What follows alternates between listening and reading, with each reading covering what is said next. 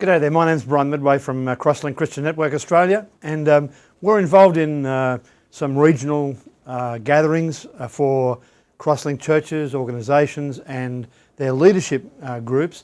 And the reason we're doing this is because we want to focus on the whole idea of equipping the saints to do the work of the ministry. Now there's nothing really new about that because that's been in the Bible for as long as it's been the Bible, but the reason we're doing it is because we feel that there's been a neglect of this area, and in many local churches, even though there may be strong emphasis on preaching and teaching and exegesis and even midweek groups and so forth, it seems that we struggle to actually equip saints to do the work of ministry. We're calling this series Another 2 Yards, and that comes from, it's a quote from the film Chariots of Fire, where a coach, Sam Musabini, is engaged, or at least a request is made of him by an athlete who wants to learn how he can run faster in the 100 metres.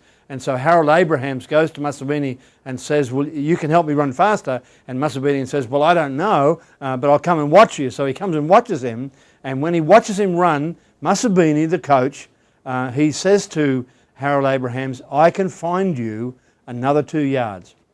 That is, I can make you or help you to run the 100 metre race 2 yards quicker, 100-yard race, 2 yards quicker, getting my things mixed up. And so we're talking about what process is it that helps me to do the work of ministry 2 yards better, if you can get the analogy. And the reason why we want to talk about equipping as not in contrast to, or at least not opposing the idea of preaching and teaching, but saying that preaching and teaching is not equipping, and equipping is not preaching and teaching. People can self-equip by listening to preaching and teaching, but preaching very, very often, and especially the way that we do it, is not an equipping process. And if we think about what does make an equipping process work, we'll realise that often the preaching and teaching, no matter how good it isn't actually equipping. And even though it can make people feel good, even though it can be truth, even though it can be well presented and well done and everything else like that, it actually doesn't make a person more equipped. And so we want to think about what it is that would help people to be equipped so that we can equip people for the work of ministry and learn to do that so that other people learn to do things they couldn't do before and learn them in such a way that they can teach others. And this was the ministry of Jesus.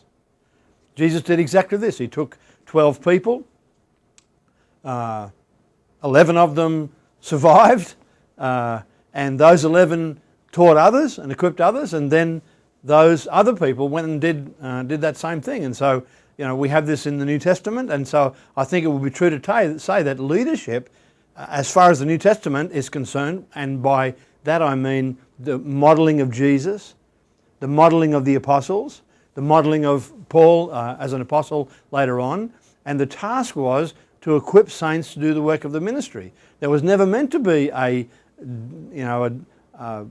clergy, non-clergy, ordained lay idea. That was never meant to be. There was never meant to be an equipping deal, a leadership deal that was mainly just knowing things and making decisions, not just having information and making decisions. In actual fact, I think if you take the model of Jesus and of the apostles, you'll find that leadership was equipping. It may have involved preaching and teaching, but it actually was equipping. So a leader was somebody who could actually do something, and their leadership role was enabling somebody else to do that. And so Jesus did that. The apostles got up on the day of Pentecost and did that. And then in chapter 8, it says that everybody except the apostles went out and they did the ministry everywhere. And then it talks about Philip and other people going and doing that. And then because Jerusalem, Judea and Samaria heard the word of God but not the ends of the earth, then Paul came along and he then precipitated a ministry. And so he says to Timothy, as part of that ministry, the things that you've received from me in the presence of many witnesses, you need to commit these to faithful men who will be able to teach others also. So here is a classic equipping style of operation that we need to get involved in. Now, equipping, therefore, as distinct from learning information or understanding information or receiving information, is learning to do something, not just so that you can do it yourself, but learning to do it so that you can teach somebody else.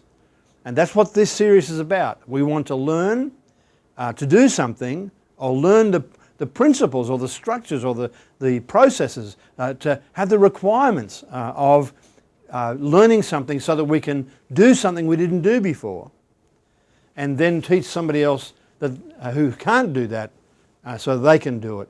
And then when they can do it, they can teach somebody else to do it. This is a multiplication ministry, and most of our churches, especially the core functions of churches, are not built around an equipping the saints for the work of ministry model. And that's why people show up faithfully in a building, which is fine and good, but it's not an equipping process. It may be an inspirational process, it may be an encouraging process, it may be a whole bunch of other things, but what we're thinking about is equipping the saints to do the work of the ministry.